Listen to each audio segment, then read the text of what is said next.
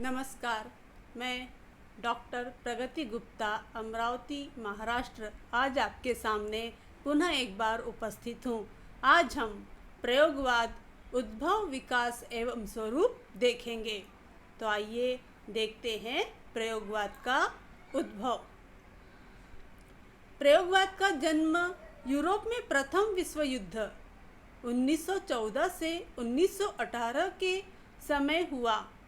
इस नरसंहार ने युवा कलाकारों को उद्वेलित किया कि वे साहित्य में नए नए प्रयोग करें। इन्हीं प्रयासों ने प्रयोगवाद की नींव रखी, जिसे एक्सपेरिमेंटलिज्म कहकर पुकारा गया। भारतीय साहित्य में प्रयोगवाद का जन्म द्वितीय विश्व युद्ध की परिस्थितियों की प्रेरणा से हुआ। वास्तव में परंपरावाद और प्रगतिवाद के विरुद्ध प्रतिक्रिया स्वरूप प्रयोगवाद का जन्म हुआ। डॉक्टर विनय मोहन शर्मा के अनुसार प्रयोगवाद का जन्म छायावाद युग की अति भाव विभोरता और प्रगतिवाद काल की शुष्क बौद्धिकता की प्रतिक्रिया जान पड़ता है। हिंदी कवि प्रगतिवाद के राजनीतिक बंधनों से मुक्त होने के लिए छटपटा उठे, इसलिए वह अपने ढंग से प्रयोग करना चाहते थे।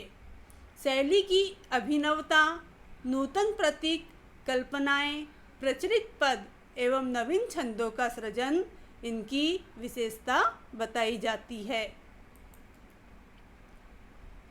प्रयोगवाद का विकास। तो प्रयोगवाद का विकास किस तरह से हुआ, इसे हम देखेंगे। प्रयोगवाद का प्रारंभ। प्रयोगवाद का प्रारंभ सन 1943 में प्रकाशित तार सप्तक के संपादक अज्ञेय से माना जाता है। प्रयोगवाद का जन्म 1947 में अज्ञेय द्वारा प्रकाशित प्रतीक नामक पत्रिका में नए नए प्रयोगों वाली कविता को प्रयोगवादी कविता कहा गया। सन 1951 में एक रेडियो गोष्ठी में नवीन प्रवृत्ति वाली काव्यधारा के लिए प्रयोग शब्द प्रयुक्त किया गया। सन 1954 में प्रकाशित कृतियों नई कविता एवं नए पत्ते से नवीन प्रवृत्ति वाली कविताओं के लिए नई कविता शब्द का प्रयोग हुआ।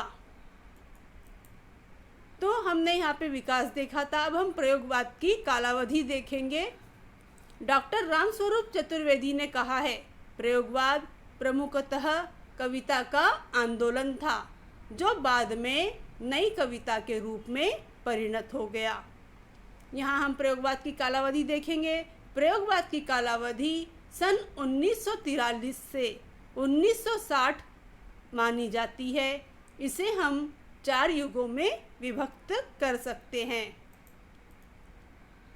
तो यहाँ हम देखते हैं, सन 1943 से 1947 प्रयोगवाद का प्रस्तावना युग, 1947 से 1952 प्रयोगवाद का विकास युग, 1952 से 1954 प्रयोगवाद का समृद्धि युग और 1954 से 1960 प्रयोगवाद का ह्रास युग।